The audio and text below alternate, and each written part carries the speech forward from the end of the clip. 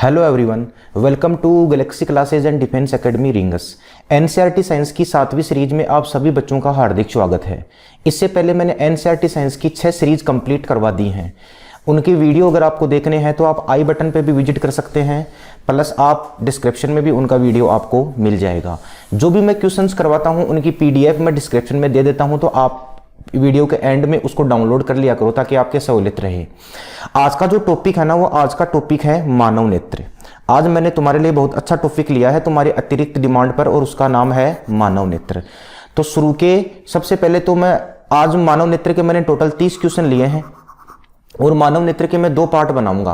पहले पार्ट में मानव नेत्र का सामान्य ओवरव्यू दूंगा और उसके बाद में दूसरे पार्ट में मानव नेत्र से संबंधित जो भी बीमारियां होती हैं, जिसमें सारे दृष्टिदोष आ जाते हैं, वर्णांधता, कॉर्निया से संबंधित जो भी बाधाएं आती हैं वो मैं आपको बता दूंगा। तो आज के जो 30 क्वेश्चन हैं वो बड़े ही अच्छे लेवल के मैंने क्वेश्चन सेट किए हैं, जिनसे आपके काफी बढ़िया कॉन्सेप्ट क्लियर होने जा रही है। अब जो 30 क्वेश्चन मैंने लिए हैं ना, उनका ओवरव्यू मैं पहले आपको दे देता हूं, तो ध्यान से समझना। शुरू करते हैं अपन मानव नेत्र। सबसे पहले तो 2-4 बातें अपन इंपॉर्टेंट समझ लेते हैं, उसके बाद में अपन क्वेश्चन शुरू करते हैं। मानव नेत्र का अध्ययन कहलाता है ऑप्थेल्मोलॉजी। एक तो ये दिमाग में रखना, ठीक है ना। काफी बार एग्जाम में पूछी जाती है कि मानव नेत्र का अध्ययन क्या कहलाता है, ऑप्थेल्मोलॉजी। मस्तिष्क के बाद, ध्यान देना यहां पर इन शब्दों को, मस्तिष्क के बाद शरीर का सबसे जटिल अंग कौन है, आंख है। अर्थात अध्ययन की दृष्टि से सबसे जटिल अंग है मस्तिष्क और दूसरा नंबर आता है मेरे दोस्तों आंख। ध्यान देना यहां पर शरीर का ऐसा भाग जिसके आकार में कोई परिवर्तन नहीं होता, तो वो भी कौन है, मानव नेत्र या आंख। सबसे बड़ी आंखें हिरण की भी होती हैं और घोड़े की भी होती हैं। अगर दोनों ऑप्शन में आ जाए मेरे दोस्तों, तो सबसे पहले वरीयता देनी है हिरण को और सेकंड वरीयता देनी है आपको घोड़े को। सबसे बड़ी आंखें हिरण या फिर घोड़े। सबसे छोटी आंखें होती है गुंजन पक्षी। गुंजन पक्षी का साइंटिफिक नेम है हमिंग बर्ड। यह हमिंग बर्ड वास्तव में इस संसार का सबसे छोटा पक्षी है और उसी सबसे छोटे पक्षी की वास्तव में सबसे छोटी आंखें पाई जाती है। अर्थात सबसे बड़ी आंखें हो गई कौन, हिरण या फिर घोड़ा, और सबसे छोटी आंखें हो गई गुंजन पक्षी। मानव नेत्र पीले रंग के प्रति सर्वाधिक संवेदनशील होता है, ये ध्यान रखना। मानव नेत्र किस रंग के प्रति सर्वाधिक संवेदनशील होता है, पीले रंग के प्रति। मानव नेत्र का वजन होता है 7 से 8 ग्राम, ये ध्यान रखना। मानव नेत्र का वजन कितना होता है, 7 से 8 ग्राम, ठीक है ना। एनसीईआरटी में मानव नेत्र का वजन दे रखा है 7.5 ग्राम, लेकिन मैंने लगभग कितना ले लिया, 7 से 8 ग्राम। मानव नेत्र का व्यास होता है 2.5 सेंटीमीटर। मानव नेत्र का व्यास कितना होता है, 2.5 सेंटीमीटर। मानव नेत्र, मानव की दोनों आंखें 180 डिग्री तक देख सकती हैं। यह बहुत इंपॉर्टेंट लाइन है। मानव की दोनों आंखें कितनी डिग्री तक देख सकती हैं, 180 डिग्री तक। और मानव की जो एक आंख है वो एक आंख कितनी डिग्री तक देख सकती है, 150 डिग्री तक। यह क्वेश्चन पूछा गया था कि मानव की एक आंख अधिकतम कितने डिग्री तक रोटेट हो सकती है, तो आंसर क्या करोगे, 150 डिग्री। और अगर दोनों के बारे में पूछे तो आंसर क्या करोगे, 180 डिग्री। एक बार क्वेश्चन यह भी पूछा था कि मानव की दोनों नेत्रों के बीच में कितने डिग्री का डिफरेंस रहता है, तो ध्यान रखना कितने डिग्री का डिफरेंस रहेगा, 30 डिग्री का। मानव नेत्र कितनी मेगापिक्सल का होता है, 576 मेगापिक्सल का। यह भी क्वेश्चन पूछा गया था। सारे ही मैंने वन लाइनर क्वेश्चन डाल दिया आपके सामने। और मानव नेत्र का यूनिक भाग होता है आइरस। इस आइरस के बारे में मैं तुम्हें विशेष बातें बताऊंगा, तो ध्यान देना। मस्तिष्क, मानव शरीर का सबसे कठिन भाग कौन है, मस्तिष्क है। उसके बाद में कौन है, आंख है। सबसे बड़ी आंखें किसकी, हिरण की या घोड़े की। मानव नेत्र का वजन कितना, 7 से 8 ग्राम। मानव नेत्र का व्यास कितना, 2.5 सेंटीमीटर। किस रंग के प्रति संवेदनशील है, पीले रंग के प्रति। तो ये एक थोड़ी सी इंफॉर्मेशन अपने मानव नेत्र के बारे में जानी है। अब मैं तुम्हें बताऊंगा कि मानव नेत्र वास्तव में किस प्रकार से व्यवहार करता है। तो अब अपन समझने जा रहे हैं मानव नेत्र की कार्य प्रणाली। उससे पहले मैं आपसे सभी से रिक्वेस्ट करूंगा कि आप इसकी एक बार स्क्रीनशॉट ले लो। स्क्रीनशॉट ले लो एक बार आप इसकी।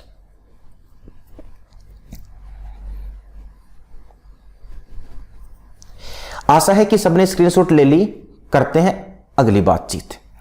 ये मानव की आंतरिक संरचना है, ध्यान देना, बिल्कुल ध्यान से समझना। ये जो बाहर वाला भाग है, ये बाहर वाला भाग यहां पर कहलाता है कॉर्निया। कॉर्निया। और आप ध्यान दे रहे होंगे कि कॉर्निया से ही प्रकाश आंख के अंदर प्रवेश कर रहा है। अर्थात यह कॉर्निया अपने आप में किस प्रकार की परत है? एक पारदर्शी परत है। ये ध्यान देना तुम। और अगली बातचीत हम ये भी कह सकते हैं कि कॉर्निया जो है, कॉर्निया एक पारदर्शी परत है और कॉर्निया से द्वारा ही नेत्र में प्रकाश प्रवेश करता है, इसीलिए इसे कहते हैं नेत्र का प्रवेश द्वार। ये 2-4 बातें अपने को किससे संबंधित याद करनी है? कॉर्निया से संबंधित याद करनी है। और जब भी नेत्रदान होता है तो नेत्रदान के समय ही वास्तव में कौन सा भाग दान किया जाता है? कॉर्निया। क्वेश्चन पूछा जाता है कि कॉर्निया का रंग होता है, पहला ऑप्शन पीला, फिर ऑप्शन देता है तुम्हें लाल, फिर ऑप्शन देता है तुम्हें हरा, और चौथा ऑप्शन देता है तुम्हें इनमें से कोई नहीं। तो मेरे दोस्तों ध्यान रखना, कॉर्निया का कोई रंग नहीं होता, क्योंकि यह तो एक प्रकार की पारदर्शी परत होती है। सिर्फ एग्जाम में तुम्हें यह बातें बताई जाती है या तुम्हारा क्वेश्चन सेट किया जाता है सिर्फ तुम्हें कंफ्यूज करने के लिए। यह कॉर्निया नेत्रदान में क्यों किया जाता है? कॉर्निया का ही आखिर नेत्रदान क्यों किया जाता है? क्योंकि इसके 2 कारण हैं। एक तो इसमें O2 का परिवहन नहीं होता, और एक इसमें मेरे दोस्तों रक्त का संचार नहीं होता। और जिसमें O2 का परिवहन और रक्त का संचार नहीं होता उसको अपन एक स्थान से दूसरे स्थान पर ट्रेवलिंग कर सकते हैं, इसीलिए नेत्रदान के समय कॉर्निया को ही दान किया जाता है। ये दोनों कारण तुम ध्यान में रखना, ये इंपॉर्टेंट बातें हैं। अब कॉर्निया के बाद में प्रकाश जा रहा है यहां पर, ये जो भाग है ना सर, ये भाग कहलाएगा मानव का लेंस। अब मानव के अंदर कौन सा लेंस पाया जाता है? तो उसका आंसर हो जाता है मानव के अंदर कौन सा लेंस पाया जाता है? उत्तल लेंस। ध्यान देना, कॉर्निया से लेकर लेंस के बीच में यहां पर ये एक द्रव्य पाया जाता है। कॉर्निया से लेकर लेंस के बीच में एक द्रव्य पाया जाता है, और उसी द्रव्य को मेरे दोस्तों यहां पर बोला जाता है जलीय द्रव्य। ध्यान देना, यहां से क्वेश्चन ये पूछा गया था कि जलीय द्रव्य कहां से कहां तक पाया जाता है, तो आंसर, राइट आंसर इसका क्या होता है? कॉर्निया से लेकर लेंस तक। और इसी जलीय द्रव्य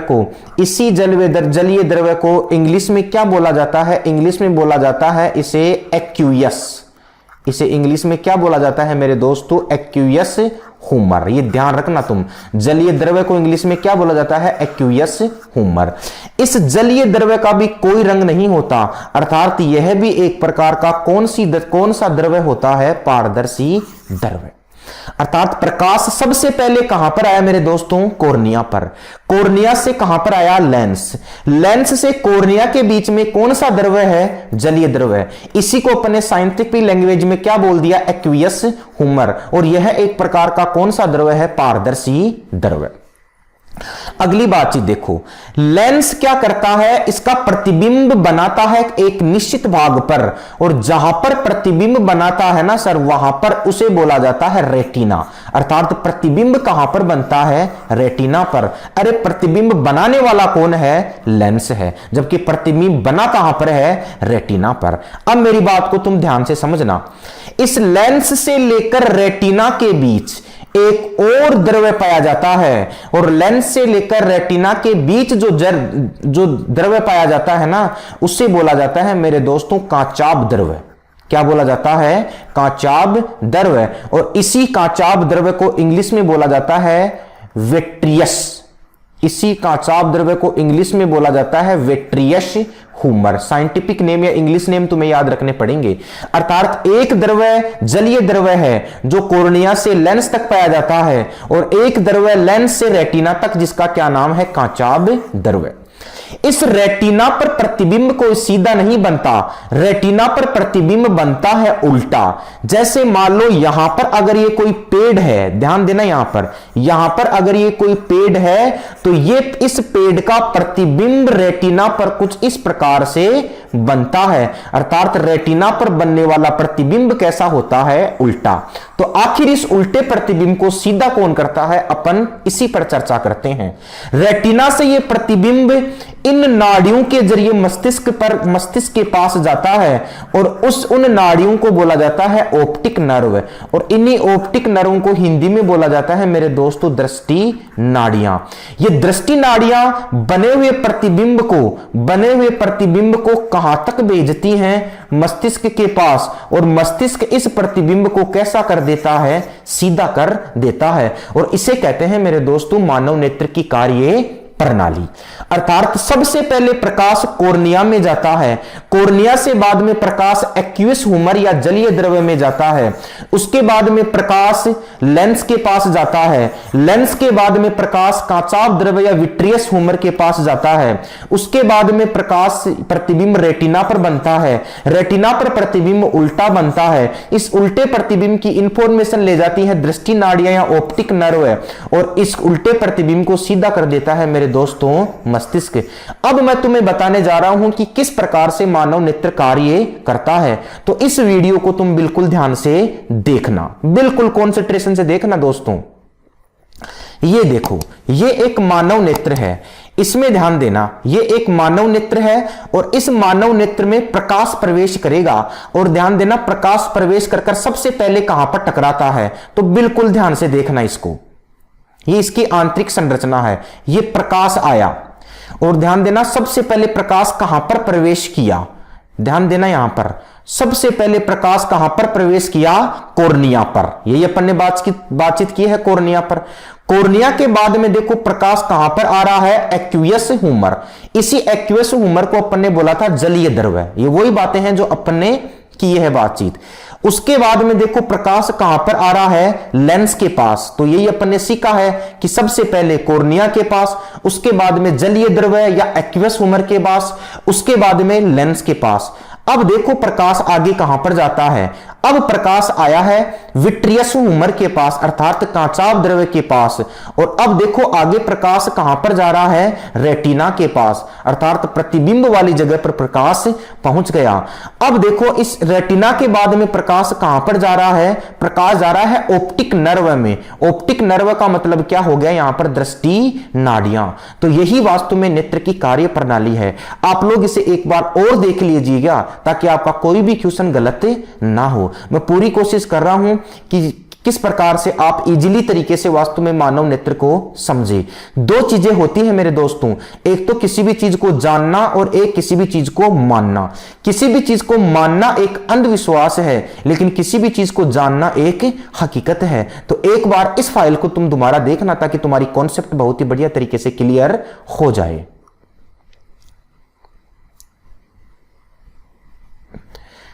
ये देखो सबसे पहले प्रकाश कोर्निया,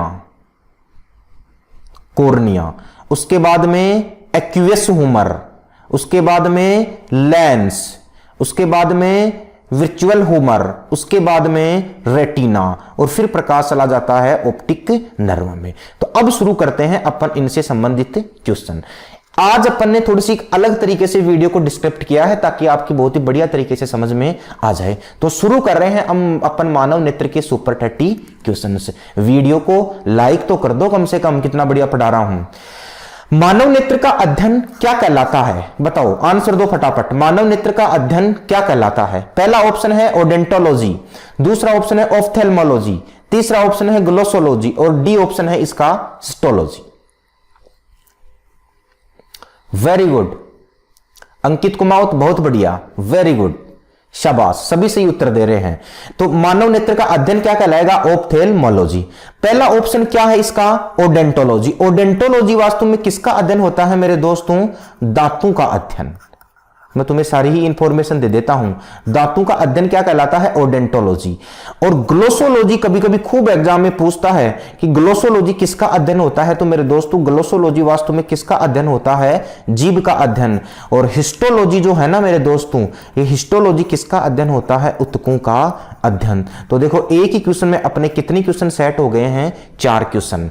अगला क्वेश्चन देखो, निम्न में से कौन सा कथन मानव नेत्र के संदर्भ में असत्य कथन है? मानव नेत्र पीले रंग के प्रति सर्वाधिक संवेदनशील है, सही तो है। स्पष्ट दृष्टि की न्यूनतम दूरी 25 सेंटीमीटर होती है, बिल्कुल सही है। स्पष्ट दृष्टि की अधिकतम दूरी अनंत होती है, बिल्कुल सही है, मीटर नहीं आएगा यहां पर। तो तीनों तो ऑप्शन सही है। मानव नेत्र शरीर का सबसे जटिल भाग है, नहीं सर, शरीर का सबसे जटिल भाग, शरीर का सबसे जटिल भाग मानव नेत्र नहीं है। शरीर का सबसे जटिल भाग तो मानव का मस्तिष्क है। मानव नेत्र का तो वास्तव में कौन सा स्थान आता है? दूसरा स्थान आता है। तो इसका राइट आंसर हो जाएगा डी। मानव नेत्र का व्यास कितने सेंटीमीटर होता है? बताओ। देखिए, A option 25 centimetre, B option 2.5 centimetre, C option 0.25 centimetre और डी ऑप्शन 28 सेंटीमीटर। मानव नेत्र का व्यास, शाबाश, बहुत बढ़िया, बहुत बढ़िया। मानव नेत्र का व्यास कितना होता है? 2.5 सेंटीमीटर। अगला क्वेश्चन, मानव नेत्र का वजन लगभग कितने ग्राम होता है? 5 ग्राम, 8 ग्राम, 12 ग्राम, 25 ग्राम। फटाफट आंसर। शाबाश, बहुत बढ़िया, अरे वाह मेरे लाडलों, बहुत बढ़िया। तो इसका राइट आंसर क्या हो जाएगा? 8 ग्राम। ठीक है ना, वजन कितना होता है? 8 ग्राम। अगर एग्जैक्ट तुम्हें कभी पूछे तो इसका एग्जैक्ट वजन कितना होता है? 7.5 ग्राम, लगभग 8 ग्राम माना जाता है। मानव नेत्र प्रकाशीय यंत्र है जो कितनी मेगापिक्सल का होता है? तो मानव नेत्र जो है ये कितनी मेगापिक्सल का होता है? 576 मेगापिक्सल का। अपना जो कैमरा होता है ना, कैमरा, ध्यान देना यहां पर, अपना जो कैमरा होता है ये कैमरा वास्तव में या तो 10 मेगापिक्सल का होता है या ये 20 मेगापिक्सल का होता है। लेकिन ईश्वर ने जो मानव के अंदर जो कैमरा फिट किया है उसकी मेगापिक्सल की कैपेसिटी तो देखो तुम, उसकी कितनी मेगापिक्सल है? उसका 576 मेगापिक्सल। और ऐसा मेगापिक्सल जो कभी भी कोई भी एरर नहीं देता। वास्तव में ईश्वर ने अगर सबसे अच्छी कोई चीज मनुष्य को दी है तो वो मानव की मानव नेत्री है, वो आंख ही है। वह तो अपन ईश्वर का उपकार जिंदगी में भी नहीं भूल सकते। अर्थात इसी ईश्वर ने अपने को जो मानव नेत्र दिया है वो कितने मेगापिक्सल का दिया है? 576 मेगापिक्सल का। तो इसका राइट आंसर हो जाएगा ए। असत्य कथन का चयन करो। हमारी आंखें 3 रंग ही पहचान पाती हैं। हमारी दोनों आंखें 180 डिग्री तक देखा जा सकता है। हमारी एक आंख से 130 डिग्री तक देखा जा सकता है। मानव नेत्र में आयरस के बीच में एक छेद होता है जिसे पुतली या नेत्र कहते हैं। बताओ भैया आंसर, फटाफट कमेंट दो। शाबाश, कुछ बच्चों के सही आ रहे हैं, कुछ बच्चे गलत कर रहे हैं। गलत ना करो, सही दो उत्तर। असत्य कथन का चयन करो। अब ध्यान दो इधर, हमारी आंखें 3 रंग ही पहचान पाती हैं।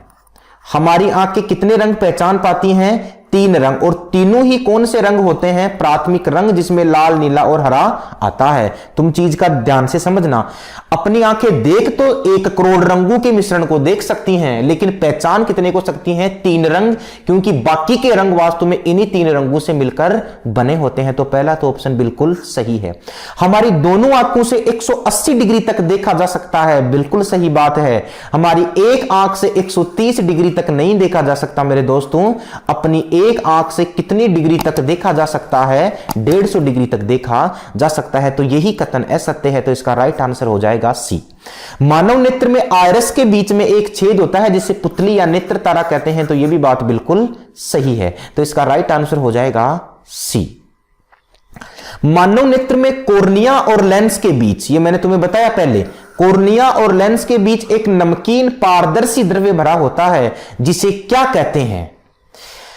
कोर्निया और लेंस के बीच में जो द्रव्य भरा रहता है ना, उसके 2 ही नाम मैंने तुम्हें बताए हैं। उससे कोर्निया और लेंस के बीच में जो द्रव्य भरा रहता है उसे कहते हैं जलीय द्रव्य। और इसी जलीय द्रव्य का दूसरा नाम है नेत्रोद। ठीक है ना। और इसे ही इंग्लिश में हम क्या कहते हैं सर? एक्यूयस ह्यूमर। इसे इंग्लिश में अपन ने क्या कह दिया? एक्यूयस ह्यूमर। ये तीनों एक ही नाम है। और ध्यान रखना ये कौन से द्रव्य होते हैं? पारदर्शी द्रव्य। तो जलीय द्रव्य सही है, कांचाभ द्रव्य नहीं। नेत्रो, तो इसका राइट आंसर हो जाएगा डी। उपरोक्त ए एवं सी दोनों। अगला क्वेश्चन देखो, इसको समझना। यहां पर ये मानव नेत्र है और ये देखो यहां पर ये जो भाग है ना, ये वाला भाग कोर्निया है। ये वाला भाग क्या है? कोर्निया। और ये वाला भाग है लेंस। ये वाला भाग क्या है? लेंस। और कोर्निया और लेंस के बीच में देखो ये यहां पर ये जो द्रव्य है, इस द्रव्य को यहां पर इस इमेज में क्या लिखा गया है? नेत्रोद। और नेत्रोद का दूसरा क्या नाम है? जलीय द्रव्य। तो इसका राइट आंसर हो जाएगा डी। एक चीज मैं तुम्हें यहां पर और दिखाना चाहता हूं, तुम समझना।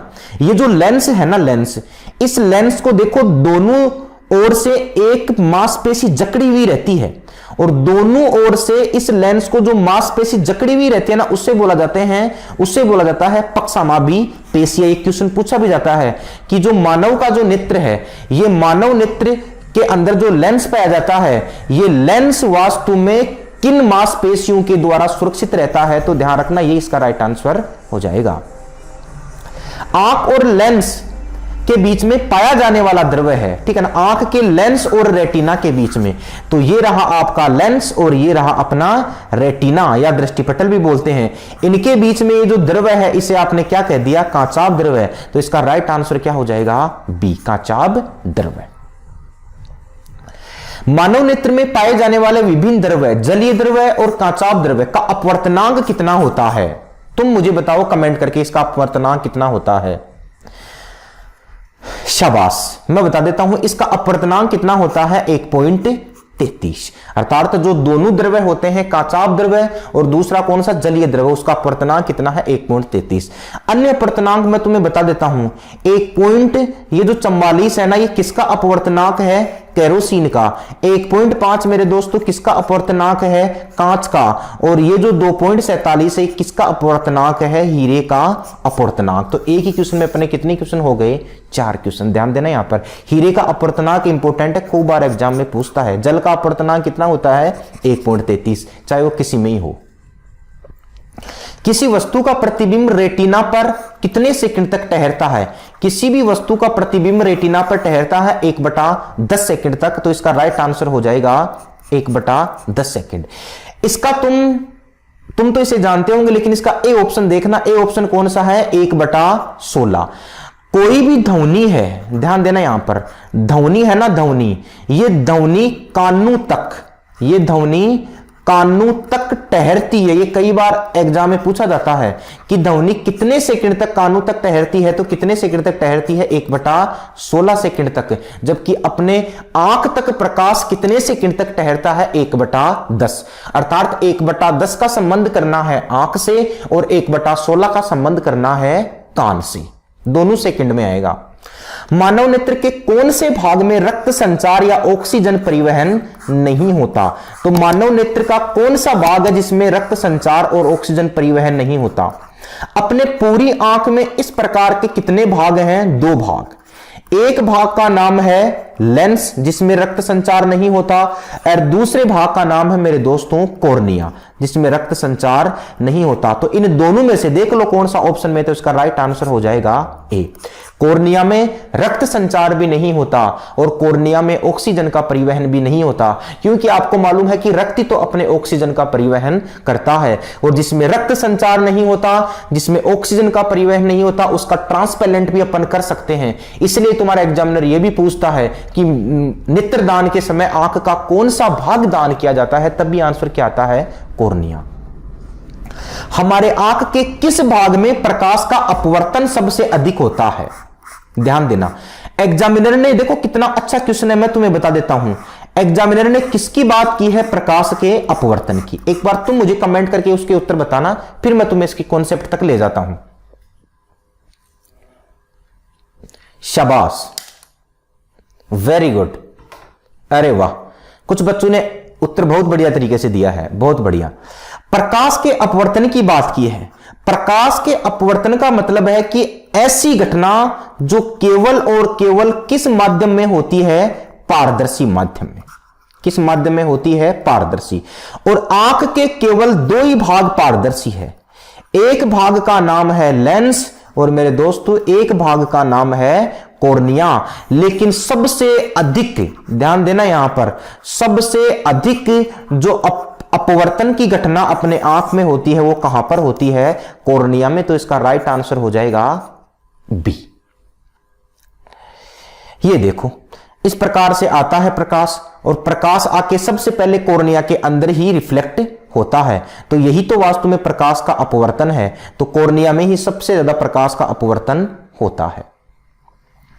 मनुष्य की आंख में प्रकाश तरंगे किस स्थान पर स्नायु उद्योगों में परिवर्तित होती है? ये वही बात है, ठीक है ना। तो इसका भी राइट आंसर क्या हो जाएगा? कॉर्निया में। अर्थात किस प्रकाश की तरंगे किस स्थान पर सर्वाधिक उद्दीपित होती है, तो उद्दीपित का मतलब भी अपवर्तन से ही है, तो अपवर्तन हो या उद्दीपन की घटना हो, बात एक ही है, तो इसका भी राइट आंसर क्या हो जाएगा, कॉर्निया। निम्नलिखित में से कौन सा कथन कॉर्निया के संदर्भ में सही कथन नहीं है?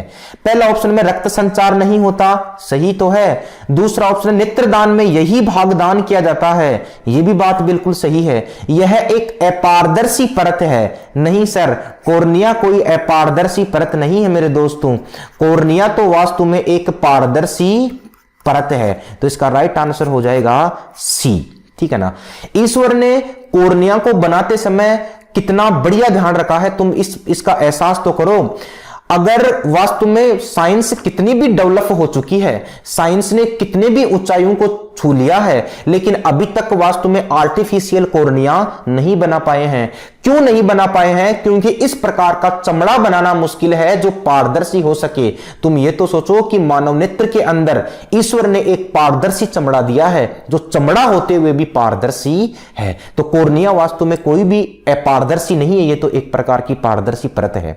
श्लेष्मा के बाद सबसे बाहरी भाग भी वास्तव में कॉर्निया ही होता है। श्लेष्मा के बाद सबसे बाहरी भाग भी कौन होता है? कॉर्निया। आइरिस या परितारिका के बारे में निम्न में से कौन सा कथन सही नहीं है? अब आने वाले क्वेश्चंस किससे संबंधित हैं? आइरिस से संबंधित। आइरिस से संबंधित क्वेश्चन ध्यान देना। ये अपनी आंख है, आंख में ये जो है ना, ये वाला भाग लेंस है, समझना आइरिस किस प्रकार से कार्य करती है। और ये वाला भाग कॉर्निया है, ये वाला भाग क्या है? कॉर्निया। अपने कॉर्निया को समझ लिया है, ये आइरिस है, और इस प्रकार से आइरिस को मैंने यहां पर भी ड्रॉ की है। आइरिस के अंदर पाई जाती है एक छिद्र, और इस छिद्र को बोला जाता है पुपिल, और पुपिल को ही हिंदी में क्या बोला जाता है? पुतली। इस आइरिस के कई काम हैं, लेकिन इस आइरिस का मुख्य कार्य है इन पुतलियों के व्यास को नियंत्रित करना। और यही आइरिस वास्तव में किसका निर्धारण करती है? रंग का निर्धारण। अर्थात एक तो इसका कार्य हो गया पुतली के व्यास को नियंत्रित करना, और एक इसका कार्य हो गया रंग का निर्धारण करना, ठीक है ना।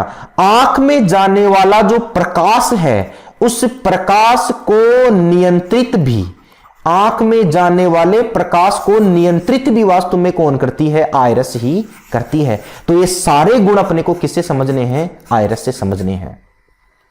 यह पुतली के व्यास को नियंत्रित करती है, सही है। आंख के रंग का निर्धारण करती है, सही है। आंख का सबसे भीतरी भाग है, नहीं नहीं नहीं, आंख का सबसे भीतरी भाग ये नहीं होता।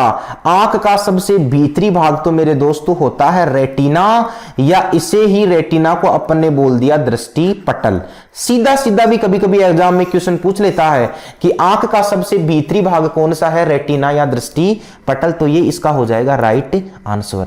यह आंख में जाने वाले प्रकाश की मात्रा को नियंत्रित करता है, बात बिल्कुल सही है, ये ध्यान दो।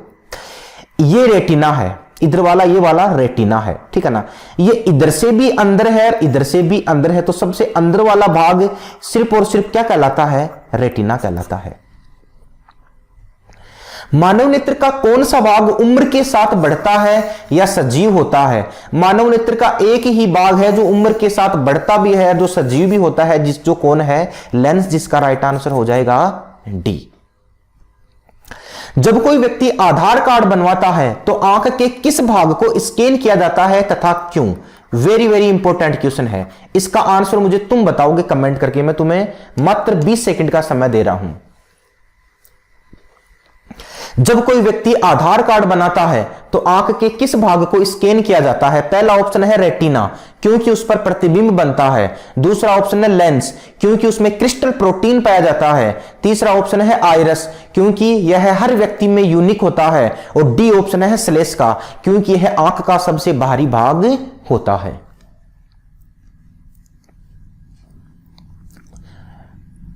वेरी गुड, कुछ बच्चों ने बहुत बढ़िया जवाब दिया है। जब कोई व्यक्ति आधार कार्ड बनवाता है तो आंख के किस भाग को स्कैन किया जाता है? मैं तुम्हें एक इमेज दिखा रहा हूं, उस इमेज से तुम कॉन्सेप्ट को समझोगे। ये देखो, ये एक मानव की आंख है और इसका स्कैन किया जा रहा है। अब देखो, मुख्य स्कैन इस भाग का किया जा रहा है, और ये जिस भाग का स्कैन किया जा रहा है, इसी भाग को क्या बोला जाता है? आइरिस। अर्थात स्कैन करते समय आंख का कौन सा भाग काम में लिया जाता है? आइरस।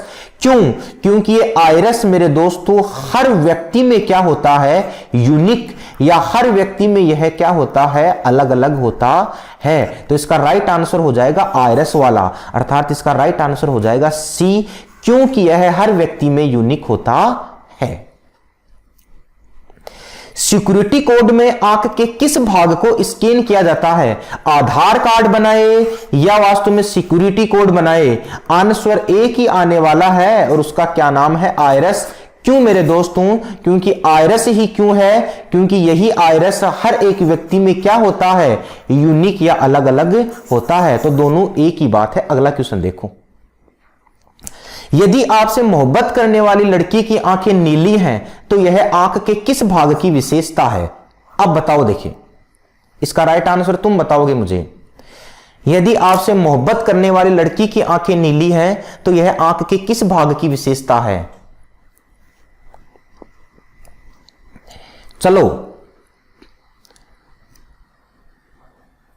अच्छा लड़की नहीं है, आपसे जो मोहब्बत करती है वो लड़की नहीं है। चलो मैं दे देता हूं आपको, ये लो नीली आंखें मैं दिखा देता हूं। अब तो बताओ। हां, ऐश्वर्या राय है बेटा, ऐश्वर्या राय है ये।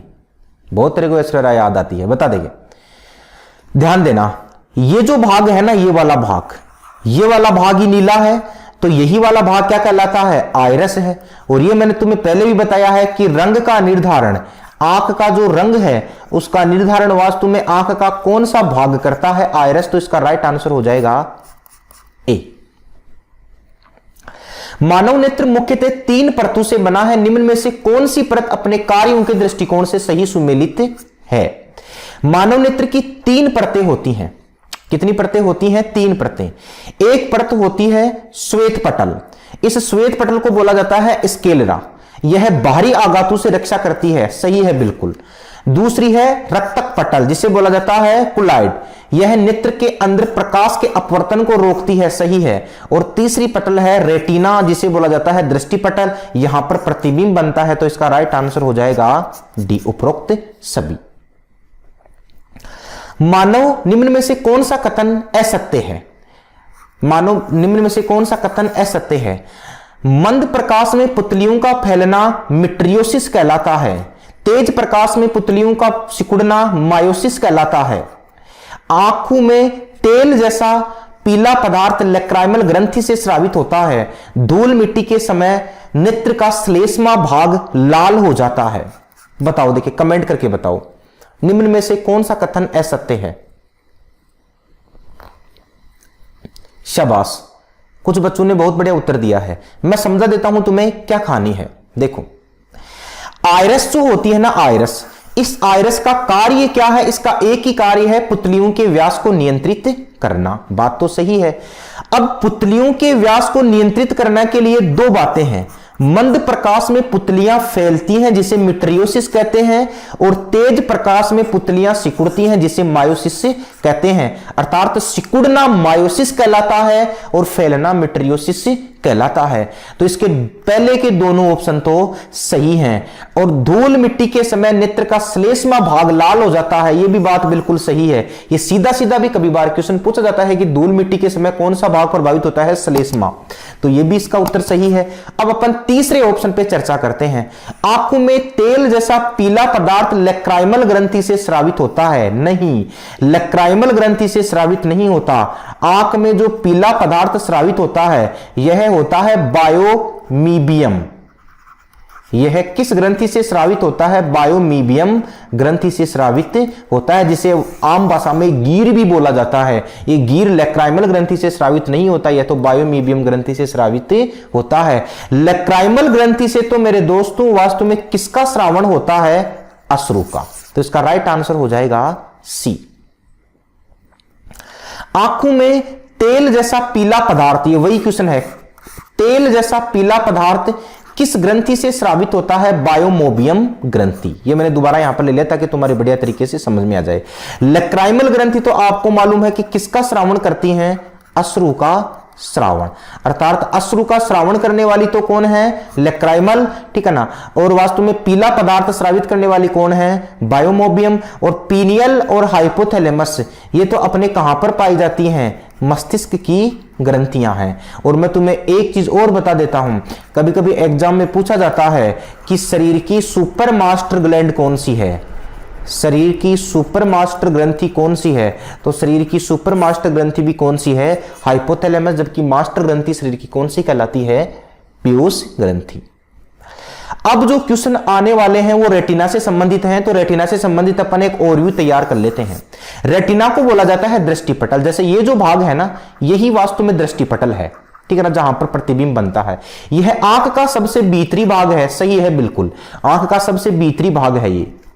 यह कैमरे के पर्दे या फिल्म की भांति व्यवहार करता है। वस्तु का प्रतिबिंब बनता है रेटिना पर ही बनता है। कैसा बनता है, छोटा, स्मॉल और वास्तविक बनता है। ये तीनों इंपॉर्टेंट चीज है। छोटा प्रतिबिंब बनता है, वास्तविक प्रतिबिंब बनता है और उल्टा प्रतिबिंब बनता है। रेटिना के दो कोशिकाएं होती हैं रेटिना की, एक कोशिका का नाम है शंकु और एक कोशिका का नाम है शलाकाएं। दिनचर प्राणियों में ज्यादा पाई जाती है शंकु और रात्रिचर प्राणियों में ज्यादा पाए जाते हैं शलाकाएं। जैसे दिनचर प्राणियों में कौन आ जाएगा, मानव, और रात्रिचर प्राणियों में जैसे चमगादड़, बिल्ली, बाघ और उल्लू। अब ध्यान देना, शंकु में जो वर्णक पाया जाता है उस वर्णक का नाम है आयोडोप्सिन वर्णक। ये बहुत इंपॉर्टेंट है कि आयोडोप्सिन वर्णक का निर्माण रेटिना के किस भाग में होता है, शंकु में। और यही आयोडोप्सिन वर्णक किसमें विभेद करता है, रंगों में विभेद करता है। अर्थात आयोडोप्सिन वर्णक किसमें विभेद करेगा, रंगों में विभेद, जो मानव में पाया जाता है। इसमें जो वर्णक पाया जाता है, इस वर्णक का क्या नाम है, रोडोप्सिन वर्णक। क्या नाम है, रोडोप्सिन वर्णक। और इसका कार्य देखो क्या लिखा है मैंने, प्रकाश में विभेद करना। अर्थात रात्रिचर प्राणियों में शलाकाओं की संख्या ज्यादा है और दिनचर प्राणियों में शंकु की संख्या ज्यादा है। अब ये जो रोडोप्सिन वर्णक है, इसी रोडोप्सिन वर्णक को बनाने का कार्य करता है विटामिन ए। और जब विटामिन ए जब नहीं बनता है तो विटामिन ए से रात में दिखाई नहीं देता और इसी को बोला जाता है मेरे दोस्तों रतौंधी।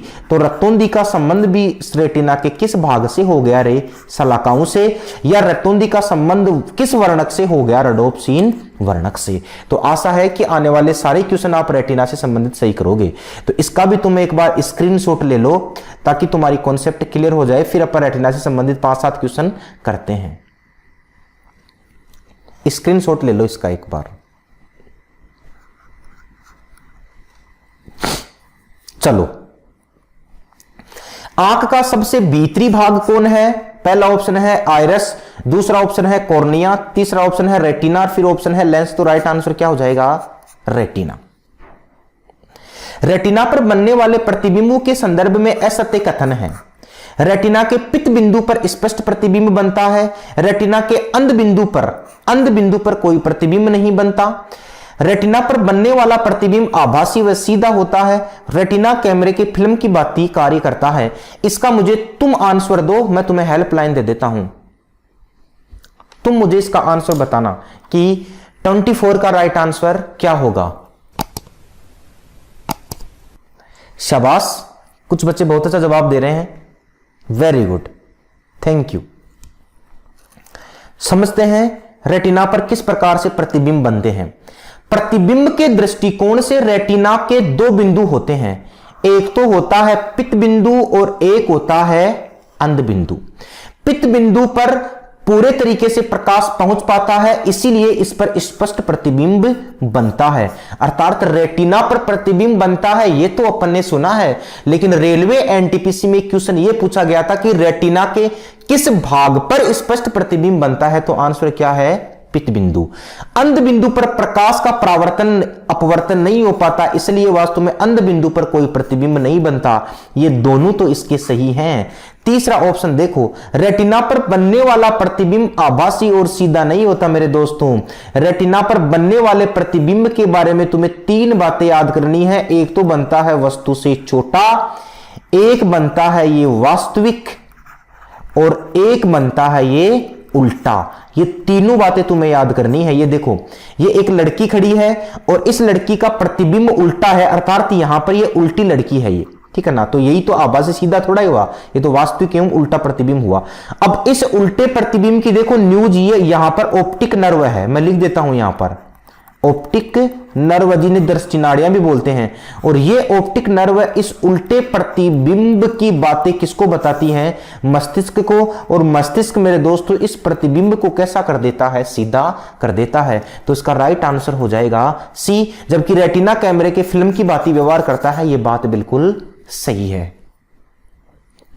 रेटिना के मुख्य दो भाग होते हैं, शंकु और शलाकाएं, ठीक है ना। इनमें बनने वाला वर्णक है शलाकाएं, तो शंकु में बनने वाला वर्णक है, ठीक है ना। देखो शंकु में जो वर्णक बनता है ना, उस वर्णक का नाम है आयोडोप्सिन वर्णक। शंकु में बनने वाला वर्णक कौन सा है? आयोडोप्सिन। तो इसका राइट आंसर हो जाएगा बी। और रोडोप्सिन जो वर्णक है ना मेरे दोस्तों, ये रोडोप्सिन वर्णक तो कहां पर पाया जाता है? शलाकाओं में बनता है। आयोडोप्सिन वर्णक का मुख्य कार्य है प्रकाश व अंधकार का निर्धारण करना, रंगों में विभेद करना, नेत्र को स्पष्टता प्रदान करना, नेत्र की रक्षा करना। तुम बताना मुझे, दीजिए मैं तुम्हें 10 सेकंड दे रहा हूं इसके लिए। आयोडोप्सिन वर्णक का मुख्य कार्य है, आयोडोप्सिन वर्णक का मुख्य कार्य है, रेटिना के शंकु भाग पर पाया जाता है। ये इधर ध्यान देना, प्रकाश व अंधकार का निर्धारण करने वाला तो वर्णक जो है ना, उस वर्णक का मेरे दोस्तों नाम है रोडोप्सिन वर्णक। क्या नाम है? रोडोप्सिन वर्णक। और रंगों में विभेद करने वाला कौन है? आयोडोप्सिन वर्णक। तो इसका राइट आंसर हो जाएगा बी। निम्न में से कौन सा कथन रोडोप्सिन वर्णक से संबंधित सही नहीं है? यह रेटिना के शलाकाओं में उपस्थित होता है। तुम बताना, देखिए कौन सा सही नहीं है। शाबाश, यह रेटिनाओं के शलाकाओं में, बात तो बिल्कुल सही है। रात्रिचर प्राणियों में पाया जाता है, सबसे ज्यादा किसमें पाया जाता है? उल्लू में। ध्यान रखना, यह विटामिन डी की सहायता से बनता है। नहीं, विटामिन डी की सहायता से नहीं बनता, यह तो विटामिन ए की सहायता से बनता है। और इसी विटामिन ए का रासायनिक नाम क्या है? रेटिनॉल। और या फिर मेरे दोस्तों इसी का दूसरा क्या नाम है? Beta carotene. तो इसका राइट आंसर हो जाएगा सी। यह प्रकाश व अंधकार का निर्धारण करता है, ठीक है ना। तो यह भी बात बिल्कुल सही है। तो इसमें इसका राइट आंसर हो जाएगा सी। मनुष्य के शरीर का दूसरा सबसे जटिल अंग कौन सा है? ठीक है ना। मस्तिष्क तो नहीं हो सकता, क्योंकि मस्तिष्क को मनुष्य शरीर का पहला जटिल अंग है, पहला जटिल अंग है। तो लेकिन दूसरा जटिल अंग कौन है? आंख। मानव नेत्र में पाया जाने वाला लेंस किस प्रोटीन के कारण पारदर्शी होता है? बहुत बढ़िया क्वेश्चन है। पारदर्शी तो होता है, लेकिन किस प्रोटीन के कारण? पिस्टल। ये पिस्टल नहीं है यहां पर, इस प्रोटीन का नाम है क्रिस्टल प्रोटीन, ठीक है ना। और इसका राइट आंसर भी हो जाएगा ए, ठीक है ना। अर्थात जो मानव नेत्र के अंदर उत्तल लेंस पाया जाता है, वो उत्तल लेंस पारदर्शी किस प्रोटीन की वजह से होता है? क्रिस्टल प्रोटीन की वजह से होता है। और इसी क्रिस्टल प्रोटीन की कमी आ जाती है मोतियाबिंद में। इसीलिए तो बोला जाता है कि लेंस की अपारदर्शी होना क्या कहलाता है? मोतियाबिंद कहलाता है। लास्ट क्वेश्चन, मानव में पाया जाने वाला लेंस का आकार होता है, बताओ। देखिए, मानव में पाया जाने वाला लेंस का आकार, पहला ऑप्शन है द्विउत्तल, दूसरा ऑप्शन है द्विअवतल, फिर ऑप्शन है अवतल, फिर ऑप्शन है द्विफोक्सीय। मानव में जो लेंस पाया जाता है ना, वो कौन सा लेंस पाया जाता है? उत्तल लेंस पाया जाता है। उत्तल लेंस का ये कौन सा टाइप है? द्विउत्तल लेंस। तो इसका राइट आंसर हो जाएगा सी। तो आज अपन ने मानव नेत्र से संबंधित टोटल 30 क्वेश्चन लिए हैं। इन क्वेश्चनों की पीडीएफ मैंने डिस्क्रिप्शन में दे दी है, तो तुम वहां से इसकी पीडीएफ को डाउनलोड करना।